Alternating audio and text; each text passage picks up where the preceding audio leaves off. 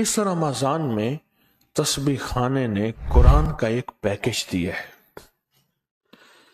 یا توابو یا کریم۔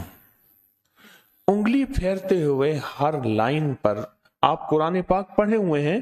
تو قرآن پڑھیں بھی صحیح،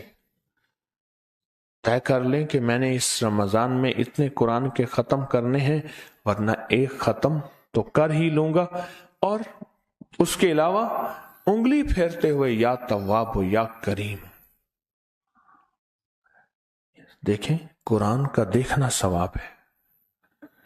قرآن کا کھولنا ثواب ہے، اور قرآن پہ اگر شہادت کی انگلی پھیرتے ہوئے یا تواب ہو یا کریم، یہ دو وہ لفظ ہیں کہ جو بندہ ان دو لفظوں کو پڑھتا ہے،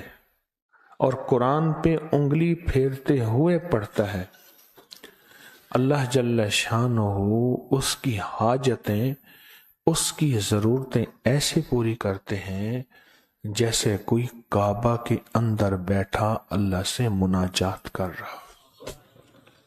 کعبہ کے اندر بیٹھا ہے، اور کعبہ کے اندر ہر بندے کو توفیق نہیں ہوتی۔ جو بندہ قرآن کو روز قرآن کے 2 پارے 4 پارے 10 پارے 20 پارے قرآن کے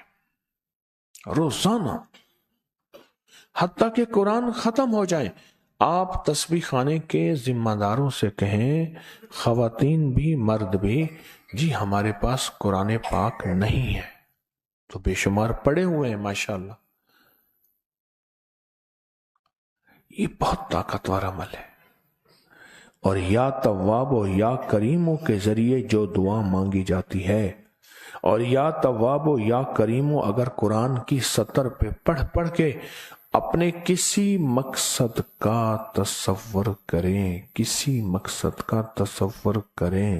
اپنی کسی حاجت کا تصور کریں، اپنی کسی مشکل کا تصور کریں، اپنے کسی ناممکن کا تصور کریں، اپنی کسی بھی مجبوری کا تصور کریں، خود قرآن گواہ بن جاتا ہے، خود قرآن فریادی بن جاتا ہے، وہ خود قرآن اللہ کی بارگاہ میں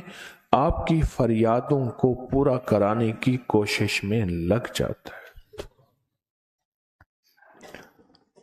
تسبیح خانے میں آ کر فرض نمازوں کی پابندی، اجتماعی ایام میں، اجتماعی اعمال میں پہلے سے بیٹھنا، پہلے سے انتظار کرنا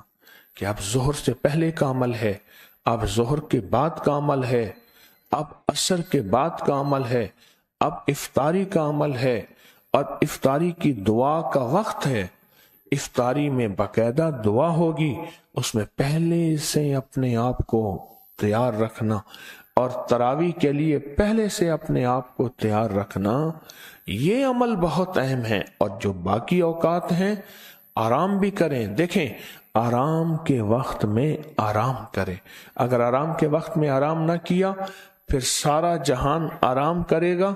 اور اعمال کرے گا، اور ہم آرام کریں گے، اس سے بہت سخت نقصان ہوگا، بہت سخت نقصان ہوگا۔ تو یہ قرآن پاک کا عمل ہے۔ اگر اپنی حاجتیں منوا کے جانی ہیں، اپنی مرادیں منوا کے جانی ہیں،